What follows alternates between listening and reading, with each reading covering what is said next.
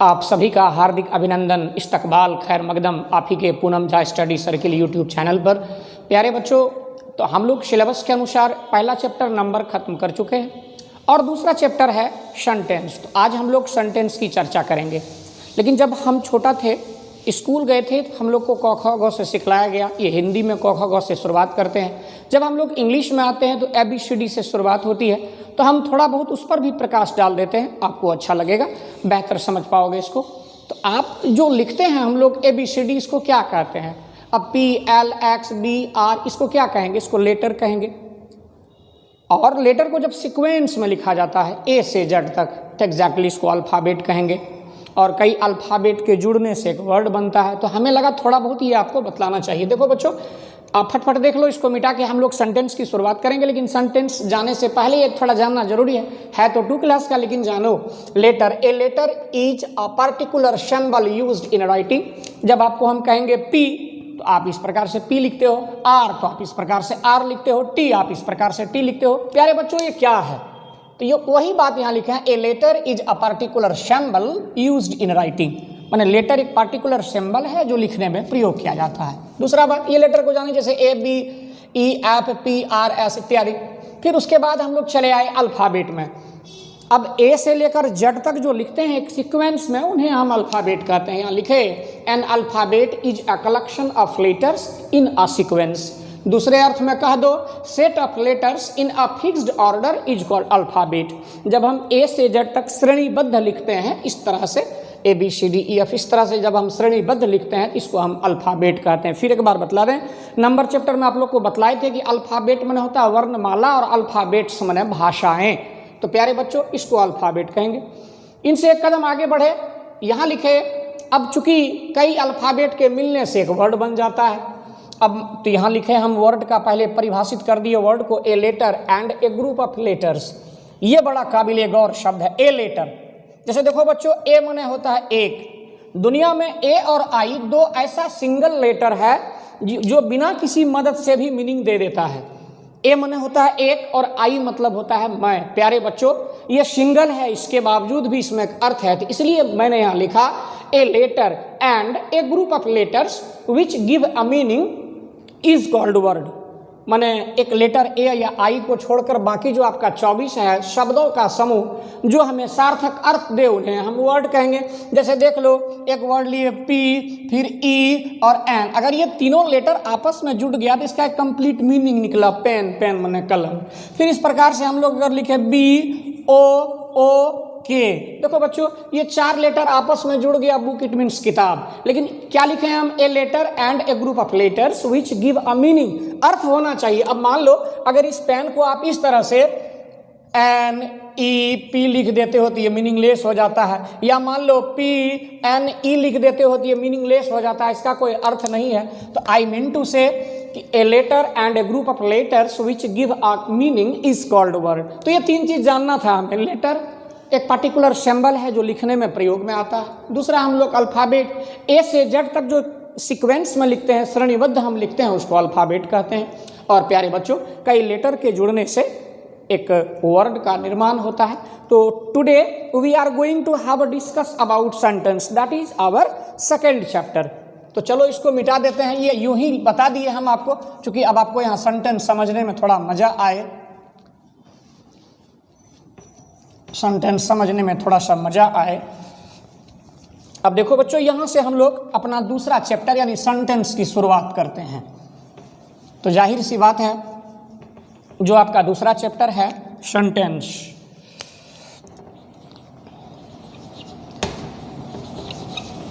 Sentence. Undoubtedly on being a teacher, it's my first question, what is the definition of sentence? What do you mean by sentence? प्यारे बच्चों, हम sentence किसे कहेंगे? अभी हम लोग जाने लेटर किसे कहेंगे। A particular symbol used in writing is called letter. उसके बाद उसके सीक्वेंस में अगर लिख दिया जाए तो उसको अल्फ़ाबेट कहते हैं। कई लेटर के जुड़ने से एक वर्ड बन जाता है। अब यहाँ सेंटेंस की बारी होती है। आखिर सेंटेंस किसे कहते हैं, इसका क्या डिफिनेशन है?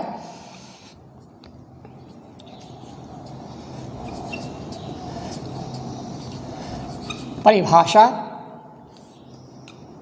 पहले जो लाइन बहुत ज़्यादा पॉपुलर है बिहार के बच्चों के बीच, a group of words which give us complete meaning is called sentence. तो पहले लिखो ए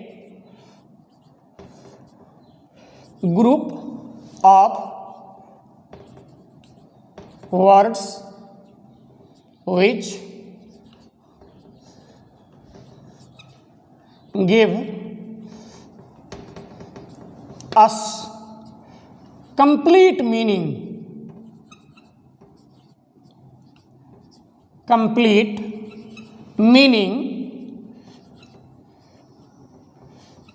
is called sentence, is called sentence।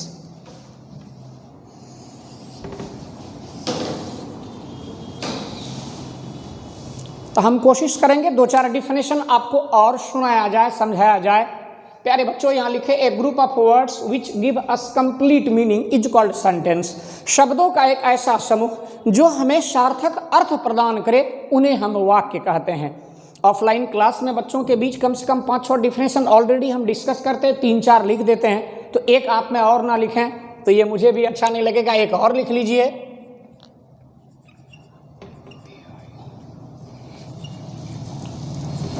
Combination of letters.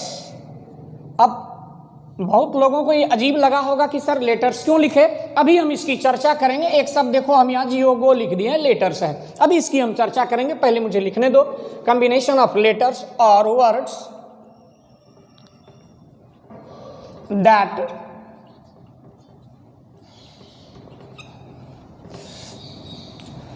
Conway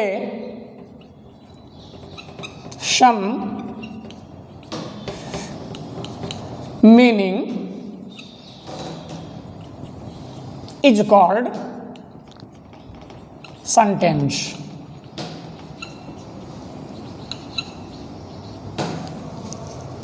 प्यारे बच्चों यहाँ लिखे कॉम्बिनेशन ऑफ लेटर्स और words that convey some meaning is called sentence. बात दोनों का बराबर है। शब्दों का एक ऐसा समूह जो हमें सार्थक अर्थ प्रदान करे उन्हें हम वाक्य कहते हैं। ठीक, तो अब एक एग्जाम्पल देते हैं, लेकिन उससे पहले चूंकि हम यहाँ लेटर्स लिखे हैं इस बात की चर्चा कर दें। देखो बच्चों, अगर 10th क्लास से नीचे का स्टूडेंट हमसे पूछे कि सर जियो गो क्या है, तो उसको हम जवाब देंगे बेटा ये वर्ब है, जियो गो, गो मैंने जाना। लेकिन अगर ये इंटरमीडिएट का स्टूडेंट हमसे पूछता है कि सर जियो गो क्या है, तो उसको कहते हैं ये सेंटेंस है। अभी हम लोग इसकी चर्चा करेंगे। इंपरेटिव सेंटेंस में एग्जाम्पल में हम लिख के देंगे आपको सेंटेंस। लेकिन अगर वही ग्रेजुएशन का स्टूडेंट हमसे पूछता है तो हम उनको जरूर कहते हैं कि ये एक्टिव वॉइस है, और अगर उससे सीनियर स्टूडेंट हो तो उसको कॉर्लेटिव्स भी कहते हैं। कैसे? अब देखो भाई, ये वर्ब है, ये तो आप बचपन से ही जानते हो, गो मैंने जाना। लेकिन इंपरेटिव सेंटेंस में भी हम आपको बताएंगे गो मैंने जाइए, कंप्लीट हो जाता है सेंटेंस। फिर एक्टिव वॉइस में जब आप जाओगे, वॉइस चैप्टर में हम लोग पहुंचेंगे तो आपको बताया जाएगा गो एक्टिव वॉइस है, इसका पैसिव वॉइस होता है you are order to go. तो आई मीन टू से, इसलिए हम यहाँ लिखे कॉम्बिनेशन ऑफ लेटर्स। तो देखो 2 ही लेटर है लेकिन ये एक सेंटेंस बन गया है, इंपरेटिव सेंटेंस है ये। आगे हम लोग अभी चर्चा करेंगे इसका। Combination of letters or words that convey some meaning is called sentence. Let me give one example. He goes to market. प्यारे बच्चों, अब बहुत ध्यान से देखिए आप इसे। वह बाजार जाता है। He goes to market. वह बाजार जाता है। इसका एक सार्थक हिंदी अर्थ निकला, इसलिए सेंटेंस है। लेकिन अगर इसी वाक्य को हम इस तरह से लिख दें, goes he market to। प्यारे बच्चों, अगर इस तरह से हम इसको लिख दें, देखो यहाँ ही है तो यहाँ भी ही है, यहाँ गोज है, यहाँ भी गोज है, यहाँ मार्केट है, यहाँ भी मार्केट है, यहाँ टू है, यहाँ भी टू है। लेकिन खास बात क्या है कि यहाँ शब्दों का समूह तो है, इसका कोई सार्थक अर्थ नहीं निकल रहा है, अर्थात यह सेंटेंस नहीं है। आई मीन टू से, पहले हम लोग डिफिनेशन को कंप्लीट कर लें कि शब्दों का एक ऐसा समूह जो हमें सार्थक अर्थ प्रदान करे उन्हें हम सेंटेंस यानी वाक्य कहते हैं। A group of words which give us complete meaning is called sentence. Combination of letters और words that convey some special meaning is called sentence. In other sense you can say a set of words that give us complete meaning is called sentence. That's what I have written over here and two example. चूंकि इसका सार्थक अर्थ निकला इसलिए sentence है और इसका सार्थक अर्थ नहीं निकला इसलिए सेंटेंस नहीं है। ये हम लोग जान गए सेंटेंस किसे कहते हैं। अब हम लोग अपने सिलेबस के अनुसार पहले जो सेंटेंस पढ़ाई जाती थी 8 प्रकार पढ़ाया जाता था, 7 प्रकार पढ़ाया गया, 6 प्रकार पढ़ाया गया, अभी 5 प्रकार पढ़ाई जाती। ऐसा क्यों? एक टाइम में ट्रांसफॉर्मेशन पूछी जाती थी, अभी क्लासिफिकेशन पर चर्चा होती है। तो प्यारे बच्चों पहले हेडिंग लिखिए आप,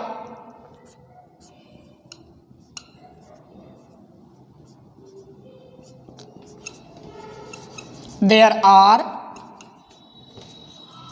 5 kinds of sentence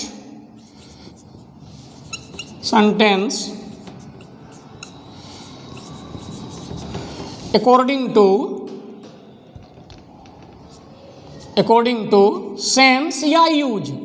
अब सवाल है कि हम यूज क्यों लिख रहे हैं, इसलिए चूंकि हमें जो इंटरमीडिएट की एग्जाम देनी है उसमें इसी तरीके से पूछा जाएगा आपको सवाल। और कल जब हम लोग इसका 5 फॉर्म को खत्म करेंगे तो मैं 3-4 वर्षों का पिछला आपको क्वेश्चन जरूर दिखलाऊंगा। प्यारे बच्चों क्या लिखे, देयर आर 5 काइंड्स या there are 5 types of sentence according to sense या यूज, या the sentence has been divided into 5 parts. तब बारी बारी से हम लोग जानते हैं।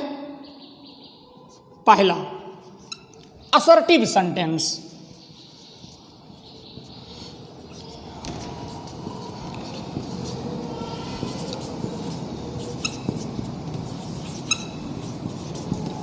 असर्टिव सेंटेंस हम अक्सर एक ही नहीं कम से कम 2-3-4 डिफिनेशन देना पसंद करते हैं, तो इसलिए इसमें भी आपको हम 2 डिफिनेशन देते हैं।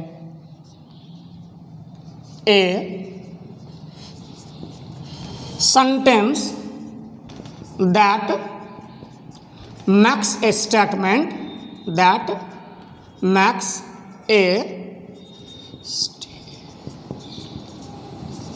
statement is called an assertive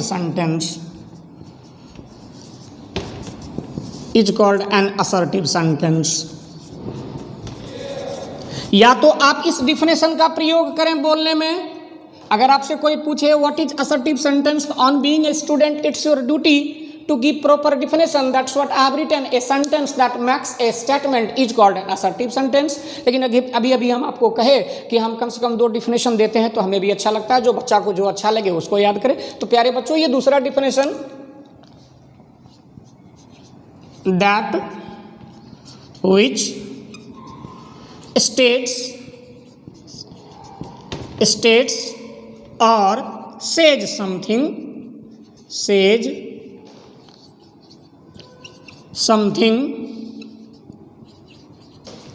is called an assertive sentence.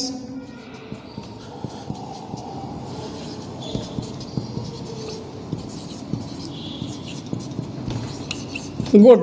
अब ये दोनों डिफिनेशन जो आपको अच्छा लगे आप वही दिमाग में रखें, दोनों बेहतर है। पहला लिखे ए sentence that max A statement is called N assertive sentence, और दूसरा लिखे दैट विच स्टेट्स और says something is called N assertive sentence. दोनों में कोई भी आप यूज कर सकते हो बच्चों। Very good. अब हमें कुछ एग्जाम्पल देने दिया जाए, तो ये रहा एग्जाम्पल आपका।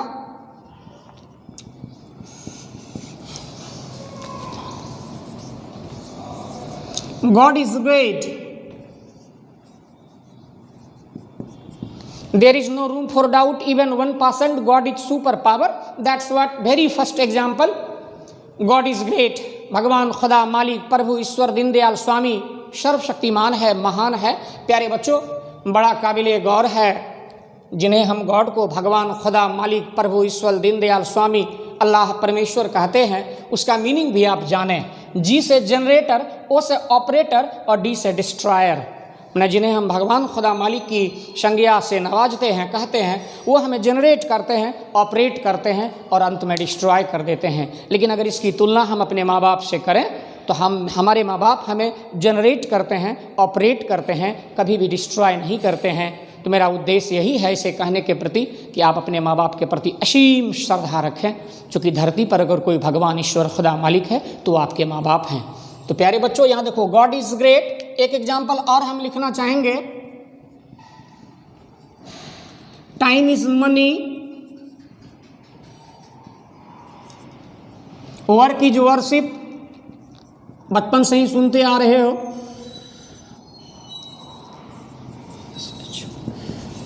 अब बड़ा काबिले गौर है, गॉड इज ग्रेट, भगवान खुदा मालिक महान है। टाइम इज मनी, समय कीमती है, समय धन है। वर्क इज वर्शिप, कर्म ही पूजा है। तो देखो बच्चों, इन तीनों ही सेंटेंस को हम स्वीकार करते हैं, एक्सेप्ट करते हैं, इसलिए इसे कहते हैं अफर्मेटिव सेंटेंस।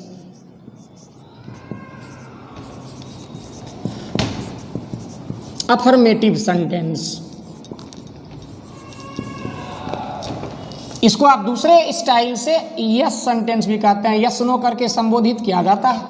अब इसमें हम 2 एग्जाम्पल आपको और देते हैं, 3 एग्जाम्पल और देते हैं। I am not a player, he does not read,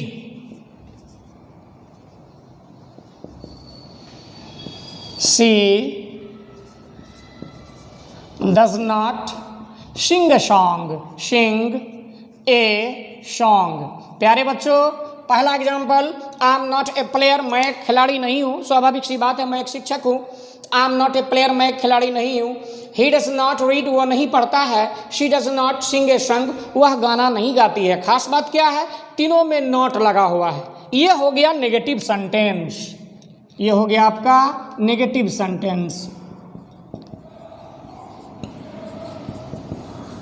और इसको आप नो करके संबोधित करते हैं। 10th क्लास से पहले यस नो करके क्वेश्चन दिया जाता है इंग्लिश में।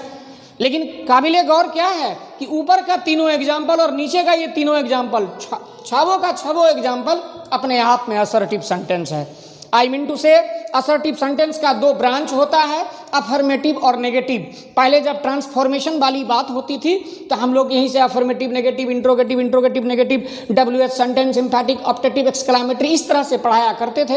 अभी क्लासिफिकेशन वाली बात हो रही है, तो अभी हम लोग क्या जाने कि ऊपर का 3 एग्जाम्पल अफर्मेटिव सेंटेंस, नीचे का 3 एग्जाम्पल नेगेटिव सेंटेंस। लेकिन काबिले गौर क्या है कि छवों का छवों example assertive sentence. Very good. अभी हम लोग एक फॉर्म के विषय में जाने। अब हम लोग दूसरा चलते हैं।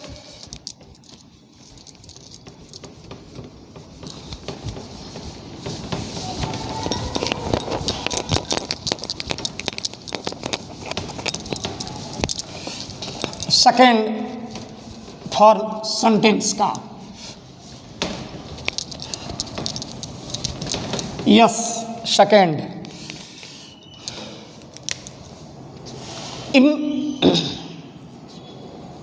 Interrogative sentence.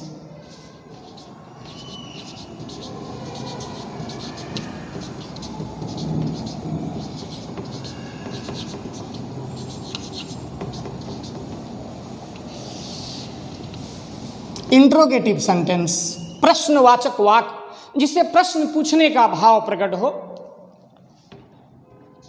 A sentence that asks a question is called an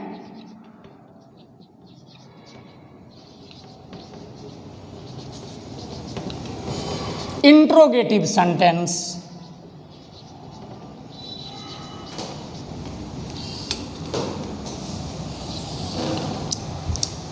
A sentence that asks a question is called an interrogative sentence। मैंने वैसा वाक्य जिससे प्रश्न पूछने का भाव प्रकट हो उसे इंटरोगेटिव सेंटेंस कहते हैं। लेकिन एक डिफिनेशन और सुन लो भाई, दिमाग में जरूर रखना है इसको। A form of statement by which a question is arisen और asked is known as interrogative sentence. तो आपको ये छोटा था, जल्दी आपके दिमाग में रहेगा, इसलिए लिखे ए sentence that asks a question is called N interrogative sentence. Example देखा जाए, जिससे प्रश्न पूछने का भाव प्रकट हो उसे इंटरोगेटिव सेंटेंस कहते हैं। Do you play cricket? Do you play cricket?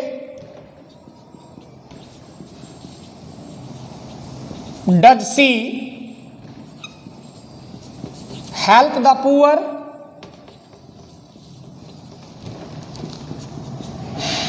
Did he live in Patna? अब प्यारे बच्चों, एक बात काबिले गौर है, तीनों ही वाक्य को देखो। Do you play cricket? क्या आप क्रिकेट खेलते हैं? Does she help the poor? क्या वह गरीबों की मदद करती है? Did he live in Patna? क्या वह पटना में रहता था? तीनों ही वाक्य में प्रश्न पूछने का भाव प्रकट हो रहा है। तो वाक्यों का एक ऐसा स्वरूप जिससे क्वेश्चन करने का भाव प्रकट हो, प्रश्न पूछने की भाव प्रकट हो, उसे हम इंटरोगेटिव सेंटेंस कहते हैं। लेकिन हम इसमें एक दो बात और आपको खास बतलाते हैं। यहां लिखिए with the help of auxiliary verb. Auxiliary verb क्या खास बात है बच्चों? ये तीनों ही एग्जाम्पल को आप बड़ा ध्यान से देखो। डू ऑक्सिलरी वर्ब है, डज ऑक्सिलरी वर्ब है, डिड ऑक्सिलरी वर्ब है। अब आपके दिमाग में सवाल आ रहा होगा कि सर ऑक्सिलरी वर्ब किसे कहते हैं? ये तो हम लोग आगे पढ़ेंगे, लेकिन थोड़ा सा सुन लो। An auxiliary is a verb which helps a main verb to express the complete meaning of the sentence. तो प्यारे बच्चों, यहाँ हम क्या लिखे? ये तीनों ही एग्जाम्पल ऑक्सिलरी वर्ब की सहायता से लिखा गया है। तो यहाँ हम लिखे with the help of auxiliary verb. और दो तीन एग्जाम्पल और देखो। बहुत छोटा छोटा बचपन से ही लोग आपको पूछते होंगे what is your name? What is your name? Where do you live? Where do you live?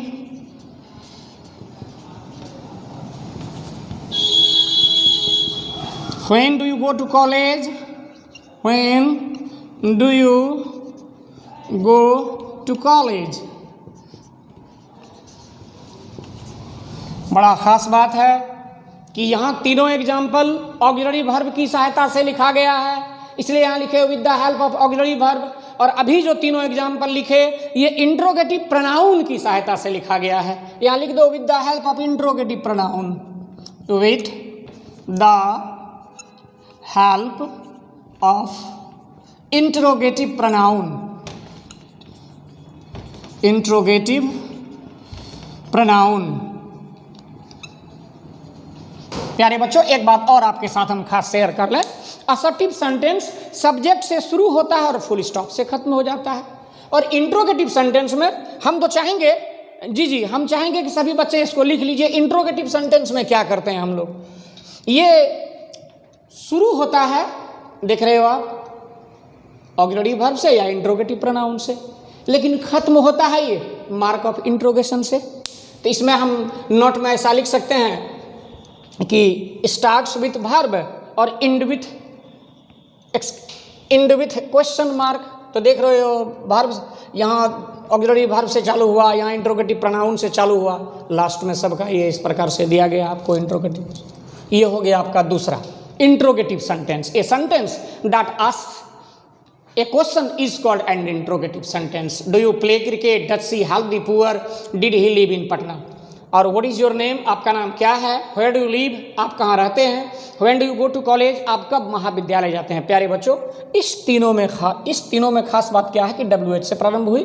WH की वर्ड की सहायता से इंट्रोगेटिव प्रोनाउन कहेंगे, वो ऑक्सिलरी वर्ब से शुरू हुई, इसलिए उसको with the help of auxiliary verb लिख दिया। हम आशा करते हैं इसमें दिक्कत नहीं होनी चाहिए। अब हम लोग सेंटेंस का तीसरा फॉर्म में चलते हैं। भले ये ऑक्सिलरी वर्ब से और इंट्रोगेटिव प्रोनाउन से चालू हो, लेकिन छवो का छवो क्या है? इंट्रोगेटिव सेंटेंस है। अब हम लोग चलते हैं इम्परेटिव सेंटेंस में, undoubtedly very beautiful imperative sentence. तीसरा,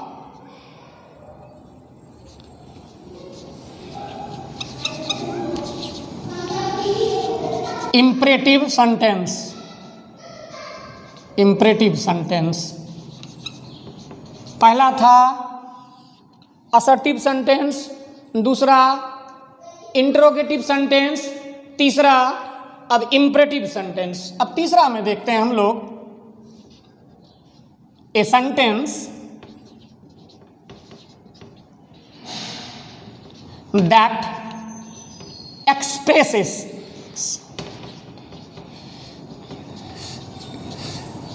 expresses order, command,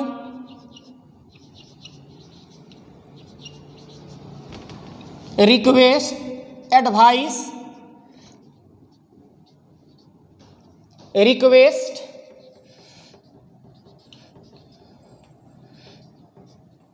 beg, forbid,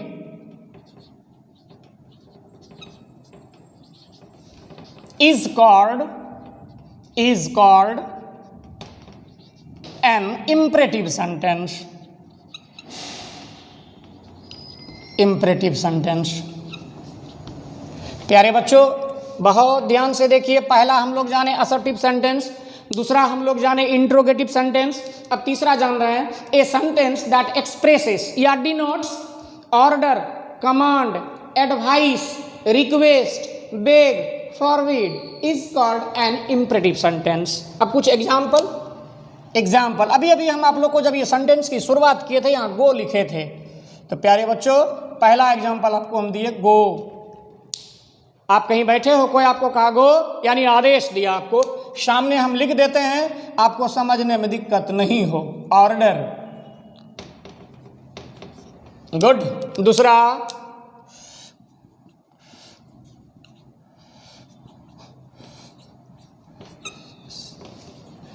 go to school. खास बात क्या है, इसमें भी बात ऑर्डर की ही हो रही है। आपके पापा आपको कह रहे हैं 9:30 बज गया, कहता तैयार हो जाओ, गो टू स्कूल। अभी मत जाना भाई, अभी तो कोरोना दुनिया हिला के रखा है। गो टू स्कूल ये भी ऑर्डर है। अब काबिले गौर क्या है, अगला एग्जाम्पल को बड़ा ध्यान से देखो। मान लो पहले मैं लिख देता हूं go to school in time. आपको विद्यालय भेजा गया 9:30 बजे घर से, लेकिन आप बाजार में कहीं घूमते रहे, 10:30 या 11:15 बजे आपके चाचा आपको मार्केट में घूमते हुए देखे और पूछा कहाँ जा रहे हो, तो आप जल्दबाजी में कहते हो स्कूल जा रहा हूँ, तो आपको डांटते हुए समझाते हैं कि 10:30 या 11 बजे तुम स्कूल जा रहे हो। Go to school in time. प्यारे बच्चों अगर इसमें इन टाइम का प्रयोग नहीं होता तो ये ऑर्डर ही होता, लेकिन अब इसमें इन टाइम आ गया, इसलिए हो गया एडवाइस, यानी सलाह दिया जा रहा है आपको। सिर्फ विद्यालय ही नहीं जाना है बल्कि विद्यालय समय पर जाना है, एडवाइस।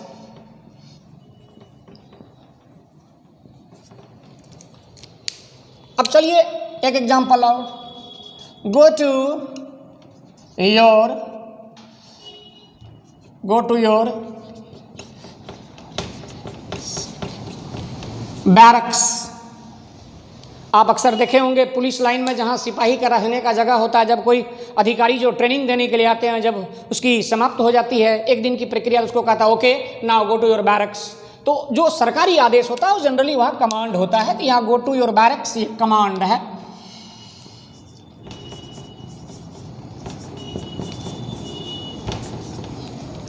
इनसे एक कदम आगे बढ़े बच्चों, रिक्वेस्ट है। एक एग्जांपल और लिए, गिव मी 500 rupees प्लीज।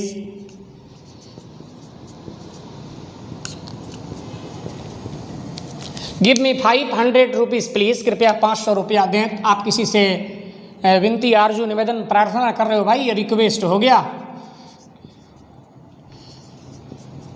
अब इनसे एक कदम और आगे बढ़े, हम इसलिए सामने सामने लिख रहे हैं क्योंकि आपको समझने में दिक्कत ना हो। अब इनसे एक कदम और आगे बढ़ते हैं, बेग है, फॉरबिड है। अब एक साथ हम 3 एग्जाम्पल आपको दे देते हैं। Pardon,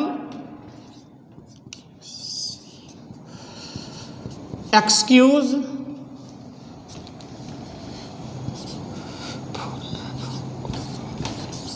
forgive me please.